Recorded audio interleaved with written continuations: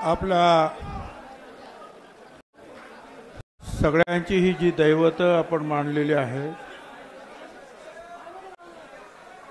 त्यांना मी प्रणाम करतो। छत्रपती शिवराम, महात्मा ज्योतिराव फुले, सावित्रीबाई फुले, शाहू महाराज, डॉक्टर बाबासाहेब आंबेडकर, अहिल्याबाई होळकर, अण्णाभाऊ साठे आणि एवढेच नाही, अनेक जे आहेत त्यांच्या पावलावर पाऊल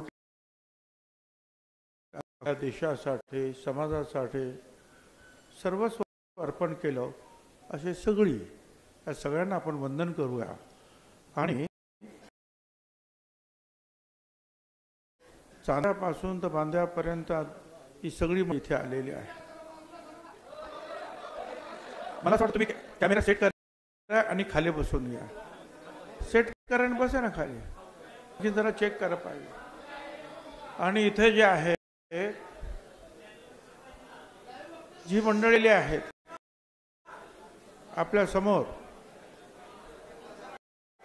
हे बघा, मी तुम्हाला विनंती करतोय, आपण इथे काही हजार माणसं असतील, आत आहे बाहेर आहे, परंतु लाखो करोडो माणसांपर्यंत जर आपल्याला पोहोचायचं असेल तर हीच जी मंडळी जी आहेत ना ती महत्वाची आहे। म्हणून थोडंसं आपण जरा समजून घ्या। स्टेजवर सुद्धा आपल्याला पाहायला मिळतील, समोर सुद्धा पाहायला मिळतील, ज्याच्यामध्ये सर्व समाजाचे, सर्व धर्माची माणसं आहेत, वेगवेगळ्या पक्षात काम करणारे लोक आहेत, ते वेगवेगळ्या संघटनांमध्ये काम करणारे लोक आहेत, आणि एवढीच आहेत त्याच्यातला भाग नाही। माझ्या समोर बसलेले जे आहेत, निदान आणखीन तुमचे सगळेच आहेत, 60-65 लोक असे आहेत, भगिनी आणि माता आणि बंधू, की ज्यांना बोलायचं होतं, पण काय करू, त्याच्यासाठी 2 दिवसाचं आपल्याला शिबिर घ्यावं लागेल। परंतु मी आपल्या सगळ्यांचा आभार यासाठी मानतो की अतिशय कमी वेळेमध्ये आपण ह्या सर्व घटकातील सगळे लोक आलेले आहेत। म्हणजे आमच्या माजी आमदारांपासून तर सगळे आलेले, पांडुरंगराव अभंग जे आहेत आमचे माजी आमदार, आणि अनेक जे आहेत मागे आणि पुढे असलेले, हे भविष्यातील आमचे आमदार बंधू आणि भगिनी।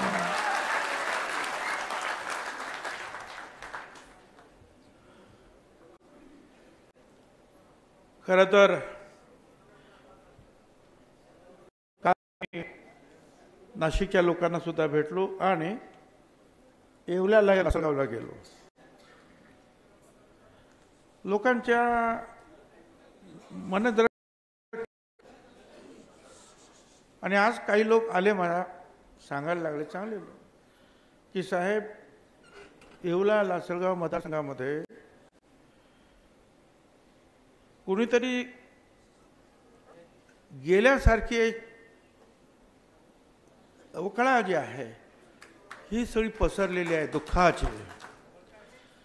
सगळे लोक दुःखात आहेत, त्यांना समजतच नाही, एक फार मोठा शॉक जो त्यांना बसलाय, तो अजून त्यातून ते बाहेर येत नाही। मी काल खूप प्रयत्न केले त्यांना समजवण्याचे, धीर देण्याचे, पण ही गोष्ट फक्त येवला लासलगावची नाही, ही गोष्ट तमाम महाराष्ट्रातील सर्व मागासवर्गीयांची, दलित असतील, आदिवासी असतील, हिंदू, मुस्लिम, सगळं, ओबीसी, सगळे सगळे, अनेक माझ्या मतदारसंघातील माझ्या विरुद्ध काम केलेले जे आमची मराठा समाजाची आमची मित्रमंडळी, ती आमच्या लोकांना विचारतात, साहेबांचं असं कसं काय झालं, त्यांना सुद्धा अजून ते डायजेस्ट होत नाही की हे असं होऊ शकतं। या सगळ्या धक्क्यामध्ये अजूनही आपण लोक आहात, पण आपणच आहात अशातला भाग नाही। अख्ख्या देशातून फोन चालू आहेत, मेसेज किती आहेत आणि काय आहे, काही मेसेज मी पंकज, समीर, अमुक तमुक आमच्या कार्यकर्ते जे आहेत त्यांना उत्तर देत आहेत, सगळ्यांना उत्तर देता येणं शक्य नाही, पण सगळ्यांची मागणी आहे की तुम्ही आमच्याकडे या, आमच्या शहरात या, आमच्या जिल्ह्यात या, आमच्या राज्यात या, सगळ्यांची मागणी सुरू झाली. कधी कधी अशा काही गोष्टी होतात, एखादी घटना अशी घडते की सगळी माणसं जी आहे, शांत असलेली माणसं एकदम पेटून उठतात. तसाच प्रकार जो आहे आज मला राज्यामध्ये दिसतो आहे. आपण जरी पेटवून जरी उठलात तरी आपण पेटवा पेटवी करायची नाही. इथं काल परवा सुद्धा सांगितलं की तुमच्या मनातलं दुःख आहे, तुमच्या मनात जो एक निषेध जाहीर करायचा जरूर करा, पण शिवीगाळ नको, जोडे मारा, अमुक तमुक काहीही नको. काय गरज आहे त्याची? ही माणसं त्यांना समजतं काय चाललंय ते. ठीक आहे, राज्य करताना सगळ्यांना समजतं काय चाललंय. रोज सकाळी 8 वाजता जे आहे ना, राज्यात काय काय चाललं त्याचं ब्रीफिंग जे आहे ना मुख्यमंत्र्यांपासून होतंय सगळ्यांना, काय काय कुठे कुठे काय काय झालंय. त्याच्यामुळे ती काळजी तुम्ही करू नका. तुम्ही तुमचा निषेध दाखवता, त्याच्यामध्ये थोडासा संयम पण ठेवायला पाहिजे. आणि हेही तुम्ही लक्षात घ्या की आपल्याबरोबर तसे मागासवर्गीय, दलित आहेत, आदिवासी आहेत, मुसलमान आहेत, त्याप्रमाणे मराठा समाजाचे सुद्धा कार्यकर्ते आहेत. इथे सुद्धा अनेक बसलेले आहेत. इथे सुद्धा माझ्या समोर वरती आणि खाली बसलेले आहेत. मतदारसंघातील माझ्या निवडणुकीचं सारथ्य ज्यांनी केलं ते सगळा मराठा समाजाचेच कार्यकर्ते होते, ज्यांना आजपर्यंत शिव्या खाव्या लागतात फोनवरून, मेसेज. आणि आता परत आणखी मग काय झालं, काय झालं तुमच्या भुजबळांचं वगैरे, सगळेच काय डोळ्यामध्ये अश्रू त्यांच्या येतात. मोठी मोठी माणसं आहेत. त्यामुळे असं समजायचं नाही ही माणसं सगळी आपल्या बरोबर आहेत. अरे आपण एवढंच काय, महात्मा ज्योतिराव फुलांबरोबर सुद्धा काम करताना सावित्रीबाई फुल्यांचं जे काही शाळा निघाली ती भिड्यांच्या वाड्यात, म्हणजे भिडे ब्राह्मणच होते. अशा अनेक, एक नाही दोन नाही, अनेक ब्राह्मण जे आहेत, चिपळूणकरांपासून सगळे अनेक वेगवेगळे जे आहेत, परांजपे वगैरे, त्यांनी मदत केली ना. पण काही लोकांची मनोवृत्ती जे अनेक लोकांची मनोवृत्ती जी कोत्या छोटी असते, काही थोडे तरी लोक त्याच्यामध्ये असे असतात की जे समजदार असतात, की त्यांना वाटतं की नाही हे बरोबर नाही, हे चूक आहे.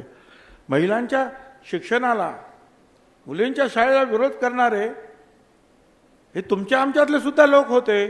आणि कट्टर जे बाकीचे आपण जे म्हणतो ना ते सुद्धा होते.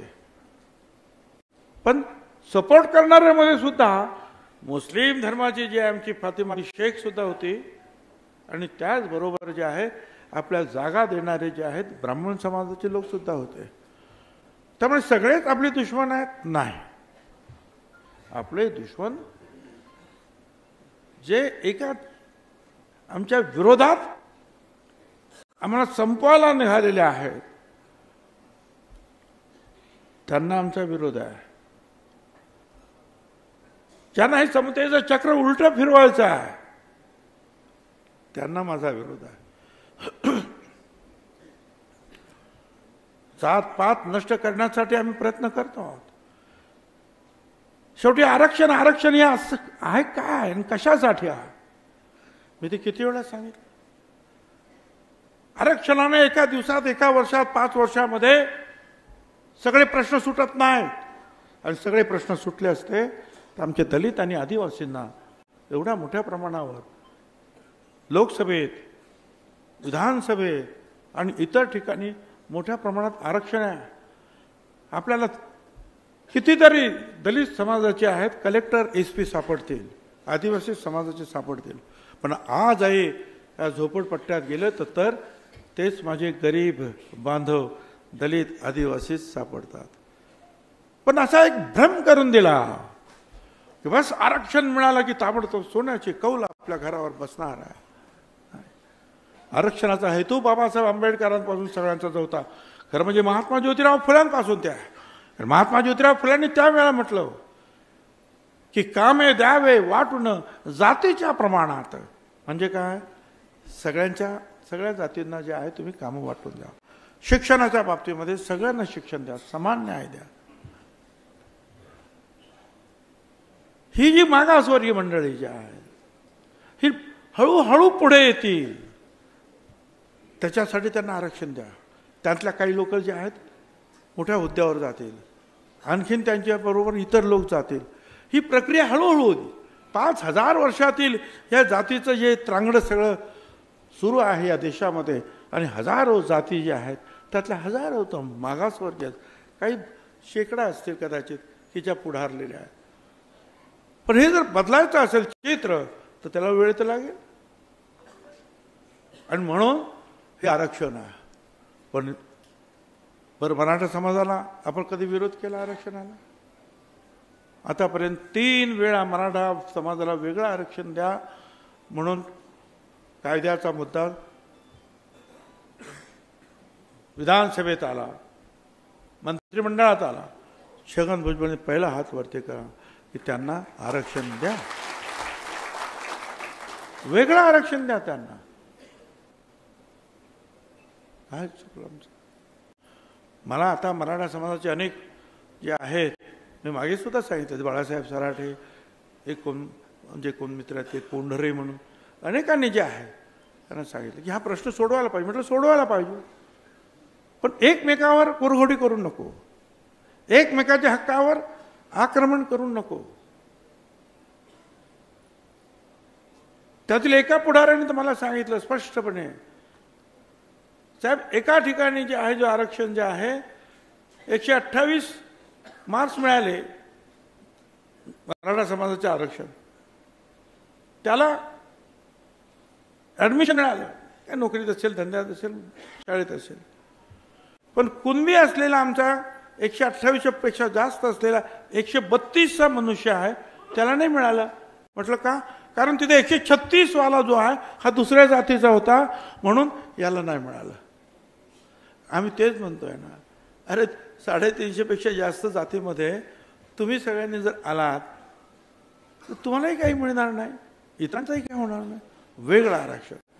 आणि त्यातून त्यांना मी सांगण्यात त्यांचंच म्हणणं होतं की जो EWS म्हणजे इकॉनॉमिकल विगर सेक्शनसाठी 10% जे मोदी साहेबांनी दिलं, ते जे आहे त्याच्यामध्ये मागच्या वेळेला जाहीर झालं 10% फक्त एकटा मराठा समाज 8.5% होता. एकटा मराठा समाज 8.5% होता. आणि तुम्हाला मी हेही सांगतो, हे मराठा समाजाचे 58 मोर्चे झाले शांततेनं. त्याच वेळेला गुजरातमध्ये पाटीदार, वरती गेल्यानंतर राजस्थान, तिकडे गुजर, जाट, सगळे जे कापू, हे सगळी जी आंदोलन होती ही 10% आरक्षण दिल्यानंतर संपली, कारण त्याच्यामध्ये ती मंडळी जाऊन बसली. त्याचप्रमाणे मराठा समाजाची मंडळी सुद्धा यात जाऊन बसली. पण आता काय झालं? आता असं झालं, मराठा समाजाला वेगळं आरक्षण मिळालं म्हणून ते कुठेही जाऊ शकत नाही. ओबीसी समाजा आणि दलित समाज त्यांचं आरक्षण त्यांना मिळालं म्हणून ते सुद्धा जाऊ शकत नाही. EWS मध्ये आहे कोण? 10% आहे कोण? कारण एका आरक्षण एकदा मिळालं का दुसऱ्या आरक्षणात तुम्हाला घुसता येत नाही. आणि आज परिस्थिती आली अशी आहे की नुकसान होत आहे. हे त्यांचंच म्हणणं आहे की मराठा समाजाचं नुकसान. मी सांगितलं पण त्यांना सांगा ना, तुमचे जे नवीन नेते जे आहेत त्यांना समजावून सांगा. मी तर तुमच्याबरोबर बसायला तयार आहे, मार्ग काढायला तयार आहे. पण आपण एक लक्षात ठेवा, आपण मराठा विरुद्ध नाही. आपण जे लोक आमच्यावर कुरघोडी करण्यासाठी प्रयत्न करतायत, असे जे कोणी असतील त्या सगळ्यांना विरोध करणं हे तुमचं माझं काम राहणार आहे.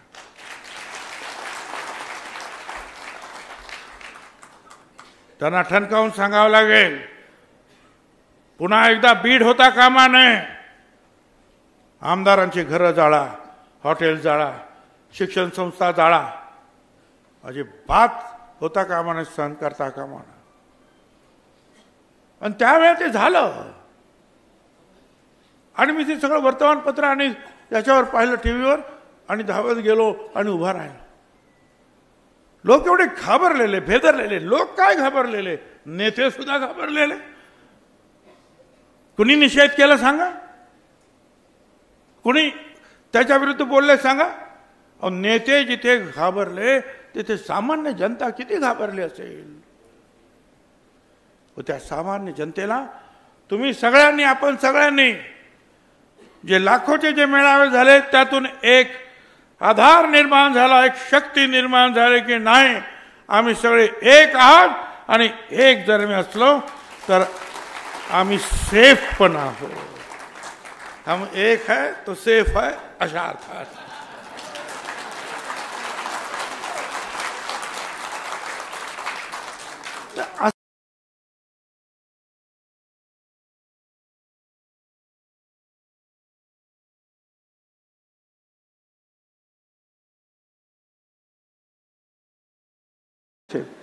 काय मी त्यावेळेला त्याच्यामध्ये पुढाकार घेऊन हे आमचे जे आहेत ना शबीर अन्सारी साहेब यांना माहिती आहे, दिलीप कुमारजी आले होते मंत्रालयात. त्यांनी सांगितलं भुजबल जी तुम माली समाज के है. मैं बोला हाँ. तो तुमको आरक्षण है. मैंने बोला हाँ. तो मैं बागवान हूँ, मतलब माली हूँ, क्यों नहीं है. और मैं बोला बराबर है, तुम माली है तो तुमको मिलता है, तो मैं भगवान हूँ, बराबर है ना. त्यांनी मला सत्कार केला. मग जे कासार आहेत तिथे मणियार आहे, हे असे जे कुरेशी आहेत तिथे खाटीक आहे. आणि त्यातल्या काही लोकांना मग त्यावेळेला पवारसाहेब मला वाटतं होते, पवारसाहेब होते की विलासराव होते, विलासराव होते. आम्ही म्हटलं की मग ठीक आहे, ते पण गरीब आहेत, त्यांना आम्ही कुणाला विरोध केला ना. ज्या वेळा आरक्षण सुरू झालं त्यावेळेला फक्त 250 जाती होते, आता 450 जाती आहेत. पण हे आम्ही लढलो.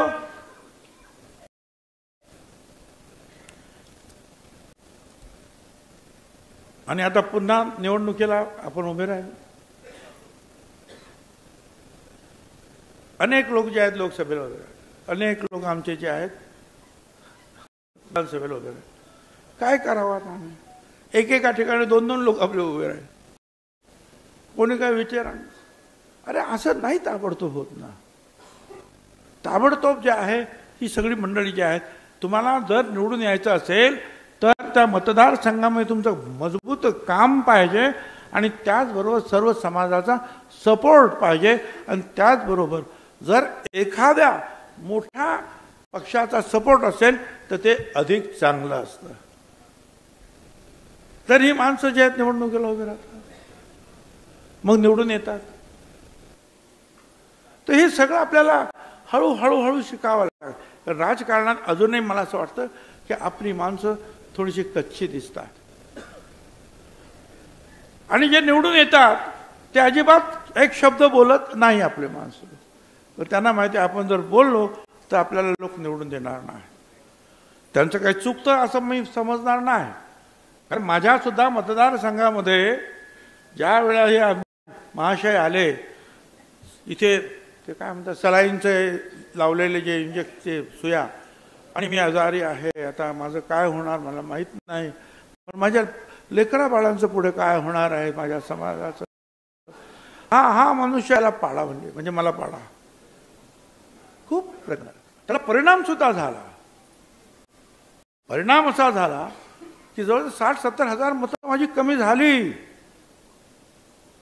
पण तिथल्या सगळ्या लोकांनी, हिंदू मुसलमान, त्यात मराठा समाजाचे सुद्धा आमचे लढवाई 5% का 10% काय असतील मतं ते आम्हाला पडलेच. परंतु संपूर्ण आदिवासी समाज, संपूर्ण दलित समाज, संपूर्ण मुसलमान समाज, संपूर्ण गुजराती मारवाडी समाज, संपूर्ण ओबीसी समाज एकजुटीनं उभा राहिला आणि आज छगन भुजबळ तुमचा समाज.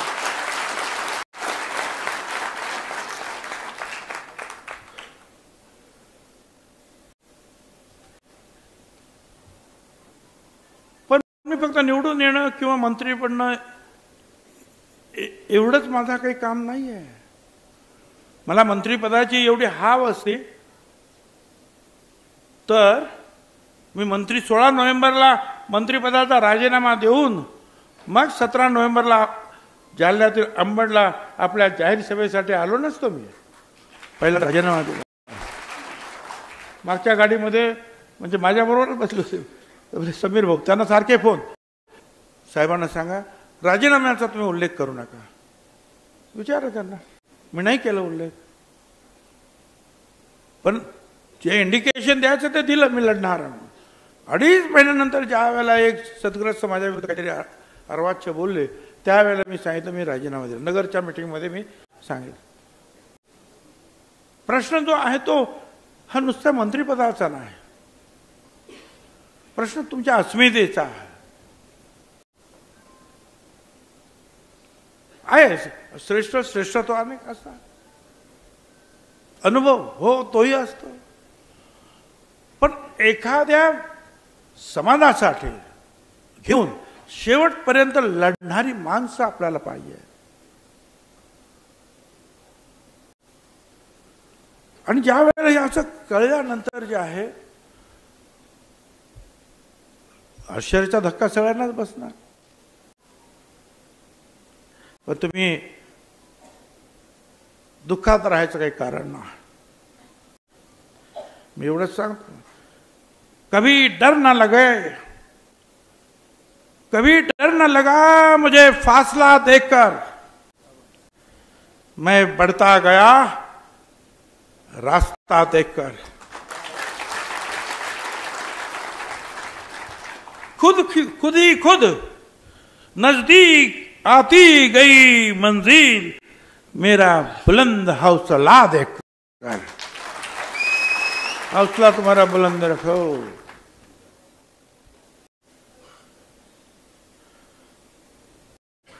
अनेक गोष्टी आहेत ना. निवडणुका संपल्या आहेत काय आता? अरे निवडणूक आहेत ना. आता महानगरपालिका, नगरपालिका, जिल्हा परिषदा आहेत, पंचायत समिती आहे. याच लाडक्या बहिणीच्या बरोबरीनं ह्या ओबीसी समाजानं जे आहे हे प्रचंड बहुमत जे आहे महायुतीला मिळवून दिलेला. जा विचारा तिकडे आमदारांना. काही लोकांना भ्रम आहे की आमच्या फक्त लाडक्या बहिणी. अरे लाडक्या बहिणी फक्त लाडक्या बहिणी नाही ना, याही गोष्टी आहेत तिथे. महत्वाचं हे आहे. उलट काही लोकांचं म्हणणं की नाही हे एक नंबरला आहे आणि मग लाडक्या बहिणीची शक्ती आहे. ज्या शक्ती ते आता मी माझ्या इतर जे आहेत आमचे ओबीसी आमदार आहेत तिथे मंत्री झालेले, त्याच्याबद्दल मी स्वतः काही कॉमेंट करणार नाही. इतरांनी ती कॉमेंट केलेली आहे. परंतु होकल मनुष्य पाहिजे आम्हाला. होकल लीडर्स पाहिजे आहेत, होकल मंत्री पाहिजे आहेत जे आमच्या साठी लढतील, आमच्यासाठी बोलतील. आणि एक लक्षात घ्या, ही लढाई जी आहे आता परत आवाज द्यायला सुरुवात झालेली आहे. पण ही लढाई आमदार म्हणून जसं हाऊस मध्ये मी लढणार त्याचप्रमाणे तिथे कितीही बंधन असली तरी रास्ता तो मेरा है.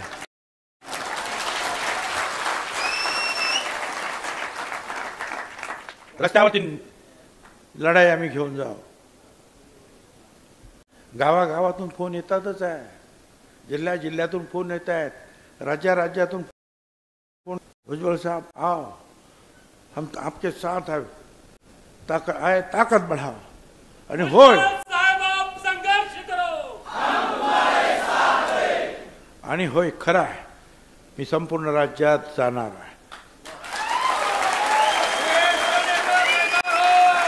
आणि एवढेच नाही तर अनेक राज्यातून जाणार आणि पुन्हा एकदा जो आहे ओबीसीचा एल्गार पुकारणार.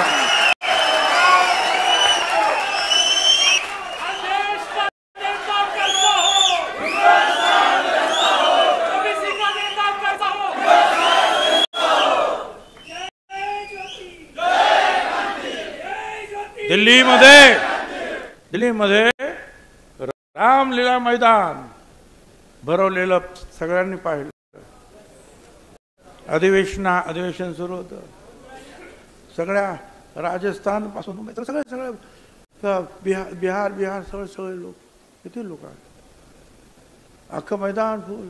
पाऊस पडला तरी बसले त्याच्यामध्ये. पटना, बिहार 7 लाख लोकांचं मैदान आहे, गांधी मैदान. फक्त जयप्रकाश नारायण साहेबांचं सभा फुल, इंदिराजींची बांगलादेश आणि पाकिस्तान तुटल्यानंतर ती सभा, आणि आपल्या महात्मा फुले परिषदेची सभा. आपण पूर्ण मैदान भरलं होतं.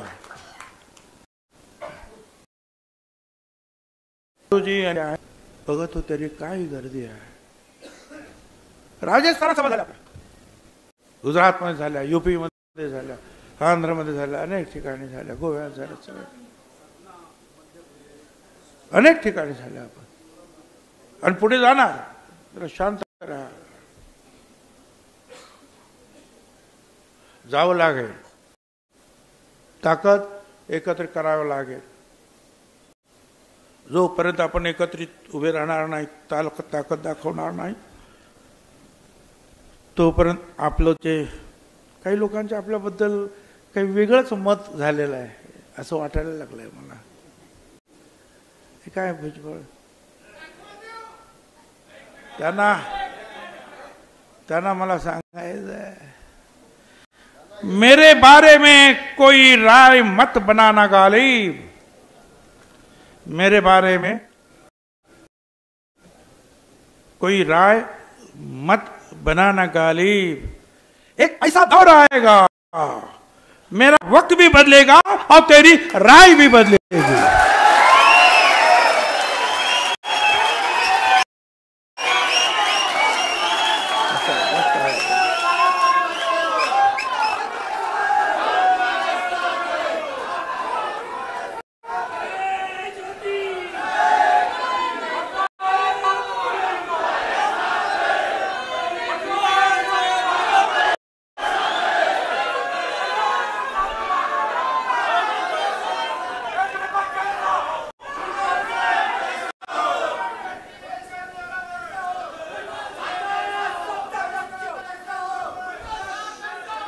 आता थोडंसं जे आहे, जी घटना थोडक्यात सांग.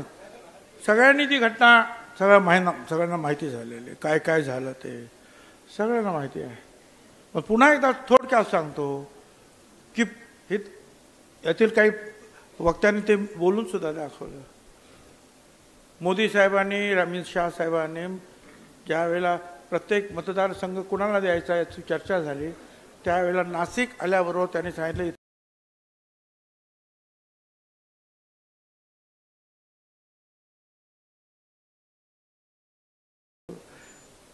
तर त्यांनी सांगितलं की आमचा सिटिंग कॅन्डिडेट आहे. शिंदे साहेब म्हणाले, तर त्यांनी सांगितलं की नाही त्यांना माझ्याकडे पाठवून द्या, मी त्यांना समजवतो. त्याच्यानंतर सगळे गप्प बसले. पुढच्या दिवशी मी आणि समीर नाशिकला यायला निघालो. अर्ध्या वाट्यातून प्रफुल्लभाई पटेल, तटकरे आणि अजितदादा यांचा निरोप ताबडतोब अजितदादांच्या घरी या, म्हणजे देवगिरीला आम्ही गेलो. म्हटलं काय झालं बा अचानक एवढं? म्हणजे असं झालं. रात्री 3 वाजेपर्यंत मिटिंग होती. काय आम्ही राहिलो उशिरा आणि आता तोपर्यंत 1 वाजला होता. काय तर हा असा निरोप आहे. म्हटलं काय, मी तर तिकीट मागितलं नाही, त्या उन्हातानात कुठेच होतात मतं मागायला. पण नाही म्हणजे तुम्हालाच उभं राहावं. म्हटलं समीर भाऊला उभं राहा. नाही तुम्हालाच उभं. त्यांनी सांगितलं आम्ही काय करणार. मग म्हटलं 24 तास द्या, उद्या येतो. दुसऱ्या दिवशी गेलो. म्हटलं बाबा मला नको तुम्ही. ते म्हणे अजिबात की काही चालणार नाही, तुम्हालाच उभं राहावं लागेल. आणि तुम्हाला उभं राहायचं नसेल तर तुम्ही दिल्लीला जाऊन सांगा. म्हटलं बा ठीक आहे, राहतो उभा. आलो नाशिकमध्ये. सगळ्याच समाजाशी, सगळ्याच धर्माशी, सगळ्याच घटकांशी चांगले संबंध आपले.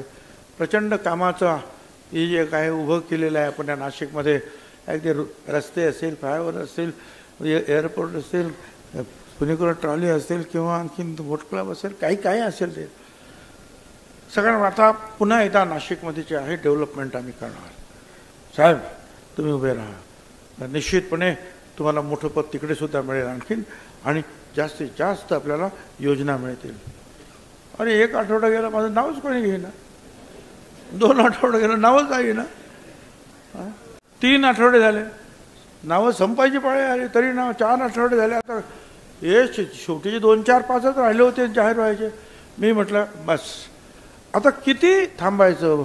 मला करा, मी तर मागितलं नव्हतं, तुम्ही सांगितलं म्हणून उभं राहिलो, उभं राहण्याची तयारी केली आणि वाट बघतोय.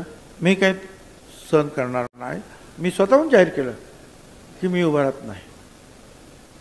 पण त्यावेळेला त्या दिवशी कोणीही काही सांगितलं नाही मला की नाही नाही भुजबळ साहेब तुम्हीच उभे राहणार आहात, नाही बोलले. 10 दिवसांनी मग बोलायला लागले.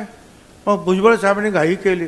अरे मी घाई केली तर ठीक आहे, तुम्ही पण घाई करायची होती ना, ताबडतोब सांगायची.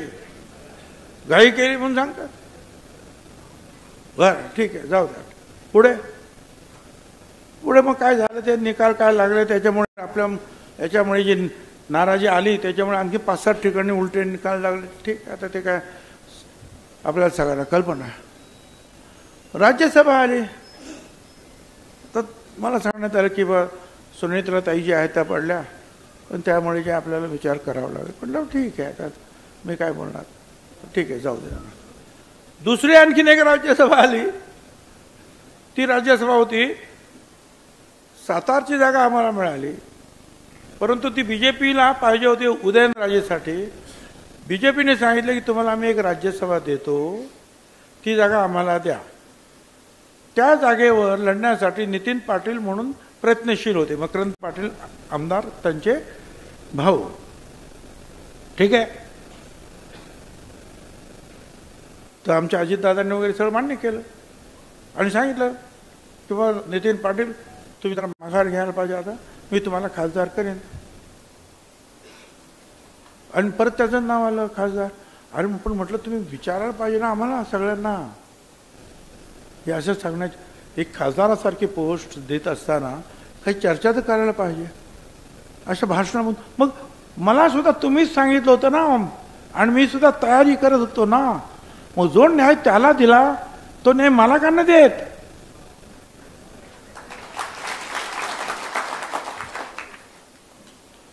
काय घर की मुर्गी दाल बराबर? काय नाही, तुमची गरज जी आहे ही राज्यामध्ये जास्त आहे, तुम्हाला लढावं लागेल. कारण अडचणीत आले होते त्या दिवशी, त्यावेळेला लोकसभेचे निकाल जरा उलटे सुलटे झाले होते. आपल्या पक्षाला पुढे न्यायचं असेल तर तुमचा चेहरा पाहिजे आम्हाला निवडणुकीमध्ये. म्हटलं ठीक आहे बाबा, राहिलो उभा. काय झालं तर तुम्हाला मग सांगितलं. सगळ्यांच्या मिटिंगा माझ्या विरोधात तिथे झाल्या. रात्र 10 वाजता दारावर जाण्यासाठी म्हणून एक ते पुढारी आले, आंतरवेली सराटीचे, ते इंजेक्शन, ते काय ते सलाईनचे, आणि ते रात्री 2 वाजेपर्यंत माझी मिटिंग असल्या का तिथेच नेमके. ते पाठवत्याला मिटिंग तिथे, लासलगावला मिटिंग तिथे. 10 वाजता आमच्या मिटिंग बंद केल्या आम्ही. यांच्या मिटिंग 2 वाजेपर्यंत चालू. पण त्याचा परिणाम झाला, मतदान कमी झालं, पण आमचे लोक हिमतीनं लढले. आता ती हिमतीनं लढले. आता मला सांगतात ते, कारण मकरंद पाटलांना मंत्री करायचं जे त्यांनी केलं, तर मग त्याच्यासाठी सांगितलं की आता त्याच्या भावाला आम्ही राजीनामा द्यायला सांगतो खासदारकीचं, तो खाली येईल. मकरंद पाटलाला मंत्री करायचं, केलं मंत्री त्यांनी. त्या जागेवर तुम्ही जा. अरे म्हटलं कसं काय? अरे ते म्हणे तुम्हाला जायचं होतं ना. जायचं होतं मग, पण आता काय वेळ काय, आणि मला पाठवायचं होतं तर निवडणुकीला उभंच करायचं नव्हतं ना, शांततेने निवडणूक झाली असती ना. पण मला तर तुम्ही आता निवडणुकीला उभं केलं, आणि त्या लोकांनी जीवाचं रान करून माझ्यासाठी जे लोक लढले ते डोकी फोडून घेतील ना. काय सांगू मी त्यांना? कारण राज्यसभेवर तुम्ही मला पाठवणार तर इथे मला ताबडतोब राजीनामा द्यावा लागेल, दोन्ही ठिकाणी राहता येत नाही. पण तुम्ही राजीनामा तिथे द्यायचा, राज्यसभेवर जायचं, त्या लोकांनी माझ्या काय म्हणायचं? नाही म्हटलं तरी काहीतरी 1.25 लाख मतं काहीतरी पडलेली असतील ना मला. काय करायचं त्यांनी? कोणाकडे बघायचं? कपाळ आपटून घेतील विचारे. मी म्हटलं हे काय होणार ना, मी माझ्या लोकांना आज सोडू शकत नाही.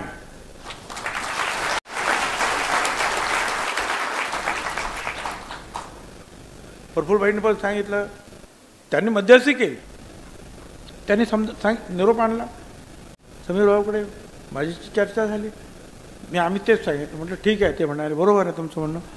अजितदादांशी बोललो, अजितदादांना समजावून सांगितलं. अजितदादा म्हणाले ठीक आहे, बसू आणि चर्चा करू. पण दुर्दैवाने ते कधी बसले नाहीत आणि पुढे काही चर्चा झालीच नाही. जे मला कळलं ते जे आज मी स्वतः सांगितलं, प्रफुल्ल पटेल यांनी सुद्धा प्रयत्नांची पराकाष्ठा केली. तुम्ही असं करू नका, तटकरेंनी पण केली, तुम्ही असं करू नका, भुजबळ साहेबांना घ्या. आणि एवढंच नाही तर राज्याचे मुख्यमंत्री देवेंद्र फडणवीस यांनी शेवटच्या क्षणापर्यंत आग्रह धरला की भुजबळ साहेबांना पाहिजे म्हणून.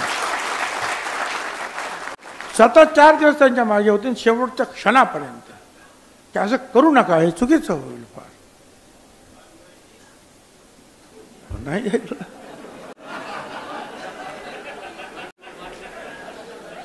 ठीक आहे, आता हे जे झालंय ते झालंय. कोणी केलं, काय केलं, उलटे सुलटे प्रश्न विचारण्यात काही अर्थ नाही. मग याने केलं का, त्याने, कोणीही नाही. कोणी बाहेरच्या नेत्याला दोष देण्यात अर्थ नाही.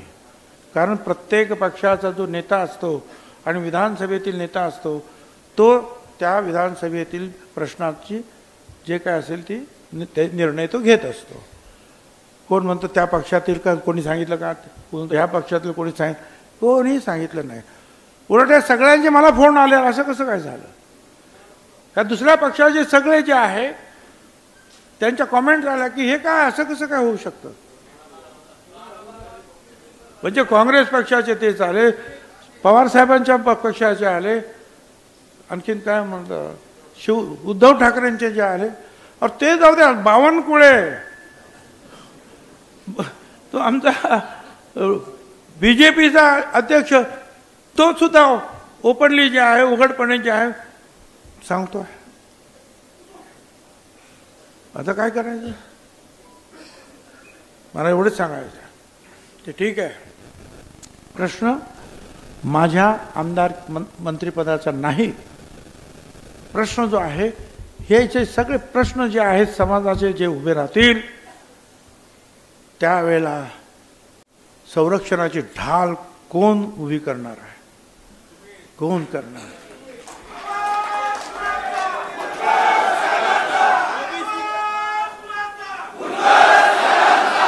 मंत्रिपद जे आहे, मंत्रिपद किती वेळा आली, मंत्रिपद किती वेळा आलीत आणि किती वेळा गेली. विरोधी पक्षात सुद्धा बसावं लागलं, बसलो ना, विरोधी पक्ष नेता म्हणून सुद्धा काम केलं ना कितीतरी वेळा. तर त्याचं काय एवढं काय दुःख. पण आता सरकार एवढं सगळं ओबीसीनी तुम्हाला दिल्यानंतर हे असं का, हा प्रश्न जो आहे राज्यातील आणि देशातील सुद्धा अनेकांना पडलेला आहे की भाई का असं आहे. हा प्रश्न आहे की का, कशासाठी, याच्या पाठीमागे हेतू काय तुमचा, काय हेतू आहे याचा, काय बिघडलं असतं. ठीक आहे, मंत्रिपद नसेल तर रस्त्यावर मी आहे ना, लढणार, आम्ही बोलू, तो मुद्दा नाही. सभागृहात सुद्धा मी आहे, लढणार, बोलणार. परंतु एक अवहेलना करण्याचं शल्य जे आहे ते मनामध्ये जे आहे डाचतंय. हे असं का, कुणासाठी. मला आपल्याला एवढं सांगायचं, अनेकांनी जे आहेत सूचना सुद्धा केल्या, असं करा, तसं करा, येऊ करा, तेव्हा करा, सगळ्यांशी चर्चा करावी लागेल. मी आता परत उद्या परवा मुंबईला जाणार आहे. मुंबईला तुम्हाला सगळ्यांना कल्पना आहे, आपले बाकीचे जे काही इतर ओबीसीचे जे लीडर्स आहेत, एल्गारमधले लीडर्स आहेत, त्यांचे फोन येत आहेत, आम्हाला भेटायचं, आपण चर्चा करायची, त्यांच्याबरोबर चर्चा करावी लागेल. देशातील, राज्यातील इतर काही लोकांवर चर्चा करावी लागेल आणि नंतर जे काही ते आपल्याला कदाचित पाऊल उचलावं लागेल. घाई करून जे आहे हे प्रश्न सुटत नाही. कुठेही घाईने उडी मारण्यात अर्थ नाही आहे. त्याच्यासाठी विचारपूर्वक जे काय करायचं मी करीन आणि त्यावेळेला तुमची साथ मला पाहिजे आहे. त्यावेळेला तुम्हाला सुद्धा मी विचारात घेणार, रोज विचार.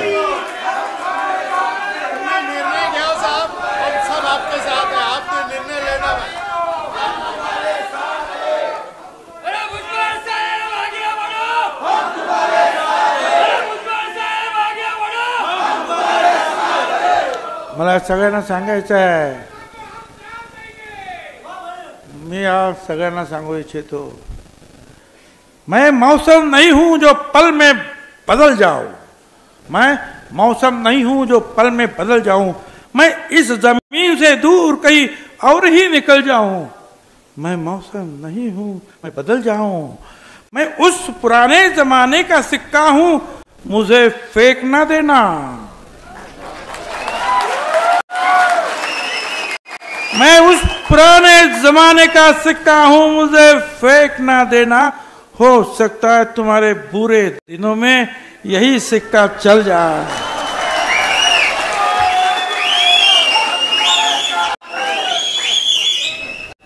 मला आपल्याला आपलं हे जे काय आहे निदर्शन सुरू राहते, निदर्शन कशासाठी करायचे? जागृती निर्माण करण्यासाठी, मुख्यतः शक्ती एकवटण्यासाठी। या निखाऱ्यावर जी राख पसरलेली आहे त्याच्यावर फुंकर मारून परत एकदा ते निखारे प्रज्वलित करण्यासाठी, पेटवण्यासाठी ही निदर्शन पाहिजे।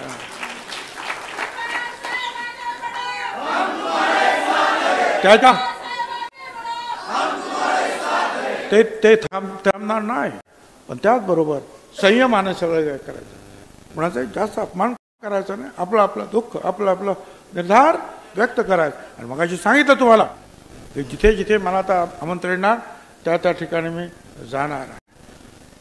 काळजी करायचं कारण मी आहे, मंत्रिपदावर नसलो तर मी तुमच्या बरोबर आहे, रक्ताचा शेवटचा थेंब असेपर्यंत या मागासवर्गीयांच्यासाठी लढता लढता जो आहे शेवटचा श्वास घेणारा छगन भुजबळ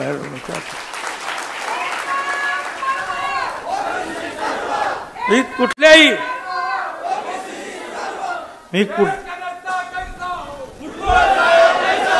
आणि यात मी कुठच्याही दबावाला सुद्धा बळी पडणार नाही। लक्षात ठेवा, जिथे जिथे आपले प्रश्न, तुमचे प्रश्न आहेत, गोरगरिबांचे प्रश्न आहेत, तिथे आपण सगळ्यांनी एकजुटीने उभं राहायचं आहे। मी तुमच्या बरोबर राहणार आहे। अनेक राज्यातले लोक आज इथे नाही आले, ते तुमच्या बरोबर राहणार, देशातले लोक तुमच्या बरोबर राहणार, पण तुम्ही हिम्मत ठेवा, ती हिम्मत तुमची ठेवा, वाट पहा, तोपर्यंत आपलं काम चालू ठेवा। पुढे कदाचित आणखीन काही संकट येण्याची शक्यता नाकारता येत नाही समाजाच्या बाबतीत, त्यावेळेला पुन्हा एकदा जो आहे ओबीसी एल्गार पेटवावा लागेल, करावा लागेल। तुम्ही सगळे यासाठी तयार आहात? दोन हात वर करून सांगा, तुम्ही सगळे माझा पाठिंबा देणार? सगळे लढायला तयार? रस्त्यावर लढाई होणार तयार? कदाचित आपल्यावर वरवंटा चालवतील, तुम्ही लढायला तयार? धन्यवाद।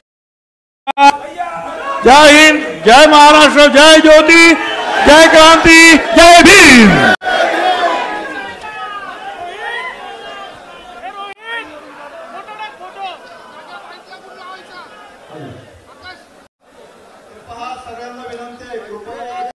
केल्या, मी कुठल्याही दबावाला बळी पडणार नाही, भुजबळ मंत्रिमंडळात हवेत असा फडणवीसांनी आग्रह धरला होता, अशी माहिती भुजबळांनी दिली आहे। तटकरे पटेलांनाही आता मला मंत्रिपद देण्याचा त्यांचा निर्णय होता, मात्र पक्षातला निर्णय